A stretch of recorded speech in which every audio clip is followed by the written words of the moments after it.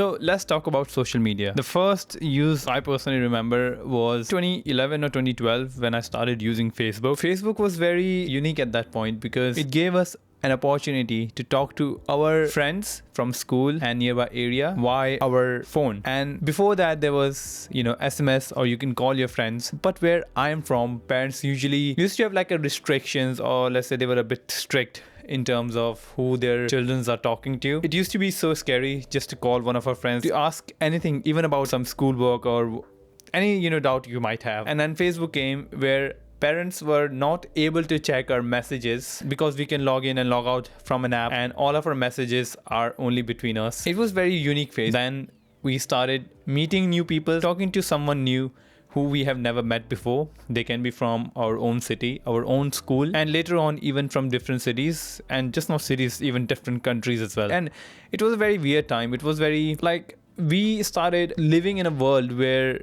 we are no longer obligated to talk or be friends with people we are fixed with. But in our society, we always do something, we always follow something, because we look at around us, we look at people, what they are doing, and we tend to take our own direction, our own options or choices in life based on what people have been doing around us. So if you see a lot of your friends going to a certain college, you tend to go to that college as well because that's what other people are doing. And this has always been part of the human society. You just do what you see around you and then you follow that. But social media completely changed that. Now you are just not bound to saying things around you from your the circumstances you were given by life, as in where you were born, your parents, your society, your country. But now we were looking at people all around the world. We were looking at someone who lives in, let's say, America, or someone who lives in Africa, or someone who lives in Asia, and then we were seeing what they are doing in their life. And it initially helped us a lot to realize that we are not bound by what society tells us to do, because there are so many people who started doing so many things which were not conventional, let's say, and then they defied a lot of odds. They were in a very small town where they might have not turned out to be anything, but because of the internet, because of the social media, they became someone. They started doing something, they started making change, and it was good for a while. But then again, the social media kind of trapped us into the whole thing which we were trapped before, which comes down to the desires and expectation we ourselves build by looking at the people around us. Now, I personally believe that most of the human sufferings comes from expectations and desires. Earlier, we used to listen to our relatives, our friends, talking about their friends, their relatives, about what they're doing in life, how they own certain cars, what property they own, or what clothes they own. And we used to look at celebrities and used to get influenced by looking at their lifestyle, how they live, what car they drive, what kind of clothes they wear. And now the world has opened up so much that we look at people online and we see things. We started looking at influencers that they just make random videos and then they get popular, like this one, like I'm doing. I want to be influencer, like I don't see anything wrong with it. But at the same time, I'm also a consumer. I look at Instagram, I look at TikTok, I look at YouTube, and I just see people showing off their lifestyle, showing off what they have done. And it can act as a source of inspirations, but it can also act as a source of desire and a source of expectation. Now, in social media, these two things are also very heavily utilized by social media, like companies in general, via marketing. Obviously, most of the revenue generated by the social media companies and that revenue which is passed to the creators are generated through marketing. Marketing has been such a powerful tool to promote any brand, to promote any business, and it has also been a very powerful source to make all of us miserable in a way. We see ads for so many things we don't need, and most of the population who has already grown up to a certain age can see all this in a certain way. But I'm worried about all the younger generation who at a point cannot tell why they need a certain stuff. They just need because everyone around them is doing the same thing, everyone around them is buying the certain things. They are kind of like forced into this peer pressure, which earlier was used to be created by our social groups, but now it is created by the whole social media. The more we desire things, the more we tend to stay in the future version in our mind that we'll be happy or we'll be content when we achieve that external desire. For example, It can be a holiday you're looking forward to. It can be certain clothes you want to buy for Christmas. And it can be a certain side business you want to start, which is very good in my opinion. But at the same time, when we see a lot of people on social media bragging about all of the lavish lifestyle they live because they have kind of like put in the work, they have did that hustle, which they clearly deserve, makes a normal person unhappy in their life because they think their 9 to 5 job is not worth it because they are not able to live that lavish lifestyle. Now I understand at the moment world is in a very weird place. There's a silent mental health epidemic going, and I personally believe that this whole fault is of social media, and it is just so sad to see that people are not able to understand what the fuck the social media is doing to their mind. Like, everyone is just on social media, on TikTok all the time, and that constant gratification, that constant stimulus they're getting, political fights, they see people bashing each other online, they see arguments about religion, about political parties, about race. Every single thing is just like, is there to piss you off, is there to trigger you, is there to put you in an echo chamber where you don't want to hear other person's side, and you will never understand other person's side because you're not just willing to hear that side because you have been molded in a certain way. Why algorithms?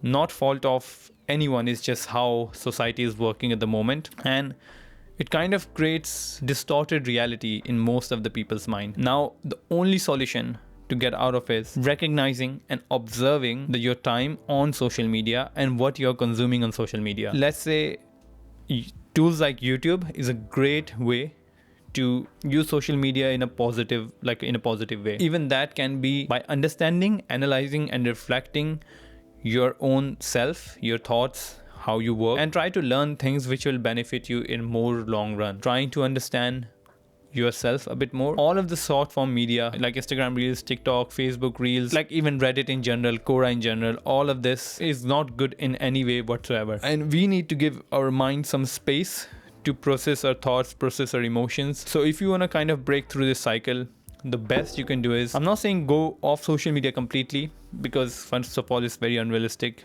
People can't just change like that, it doesn't work like that. But the best thing we can do is, those small moments, we can start with those. For example, not taking our phone in the toilet, not using our phone when we are eating, maybe when you're going for a walk, or maybe you're commuting from one place to another, maybe you're going to your work which is 10-15 minutes walk.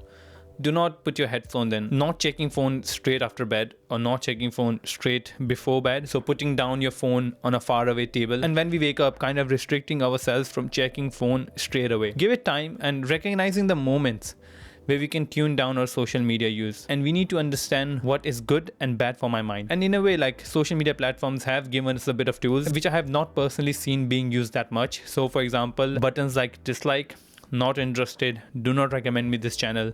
All of these things, when I started using this, I started filtering out my content based on my personal preference, and my personal preference was knowledgeable content. So for example, if I'm seeing videos, I like science videos because I'm learning something. So I started filtering out my content based on that.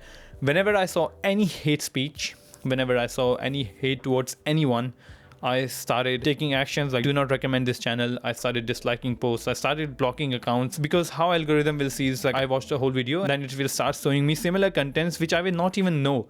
And because what will algorithm do is, if I don't do that, it will start showing me similar contents one by one, and without me even realizing it, I'll be sucked into an echo chamber which I don't even know. Because the whole problem with this short-term content is you're not choosing what you're watching. It's just showing you whatever it thinks is right, which I personally don't think is good for us in any way. So doing that helped a lot, and taking occasional breaks from social media. So for example, I don't have Instagram on my phone. I do take these social media breaks, and if I want to check something on Instagram, I can go to my computer on a web browser, or I can go to the web browser in my phone. But the UI is just not very appealing, so I don't tend to use it for a very long time. I will be just on it for 5 minutes, just checking the stories of my friends, see if I have any messages, and then I just, turn it off. And it has been very good tool to kind of like keep me in check. I'll recommend doing that, like delete Instagram for a couple of days. You don't have to like delete your account, just delete the app for a couple of days. Instagram, TikTok, Facebook, even YouTube if you want to do all of these things. Like you can take breaks from time to time. You can take break in your day-to-day life as well. Like one more thing which I started doing is not listening to music when I'm in the gym. So if I'm in the gym with my phone and headphones, I'm listening to music, but I don't know why, like I just take out my phone between sets, and I used to start scrolling through social media, which I think is not good at all. And when I stopped taking my headphones in the gym, I stopped using social media as well, because it's a public place. I won't want the noise of social media to be out loud. And then I slowly just stopped using phone at all. Without music, I listen to the music which is in the gym, like, you know, focus on the sets I'm doing. And I slowly started doing that, and I'm gonna hopefully keep doing that over a long period of time. That's my goal. And there have been days where I just take my phone and headphone with me, because that day I'm just feeling like that.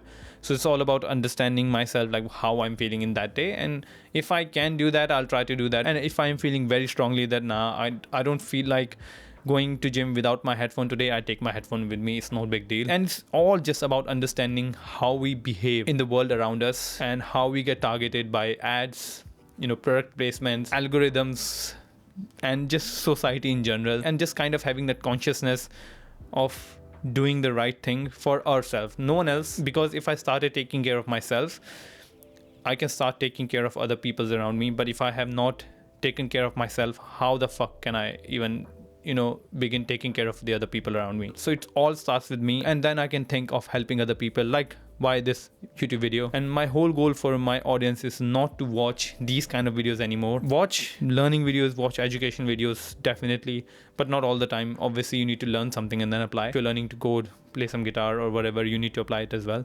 So do that, definitely. And education video should be like, you know, watch here and there. And this is all I have to say regarding how the actual cause of all this unhappiness and why the social media is bad is this whole desires and attachment we have towards, you know, whatever, like from small issues to big issues. Like it's my attachment and it's my desire to a certain content that, oh yes, I need to kind of, I don't know, it's just like, you know, people see all these fights online. It's just like, I don't know, it's just like, it's very random content, to be honest. Like people just get, I don't know what they get dopamine hit. I don't know what I get, like honestly. Like yes, I see one person arguing with another person in a debate, I'm like yes, but like what the fuck, man, like why do I even have to watch that? So all I can do is hope the world will go in the right direction by just like a small effort from me, and hopefully other people as well. And if we don't do anything about it, I'm pretty sure like a very serious mental health epidemic is coming, and we need to kind of like start taking action now. We need to understand what social media has already done and what it is doing and what it will continue to do. So hopefully this kind of video did made a bit of sense. And if you have any thoughts regarding this topic, please write them in the comment section, and I will see you in the next video. Goodbye.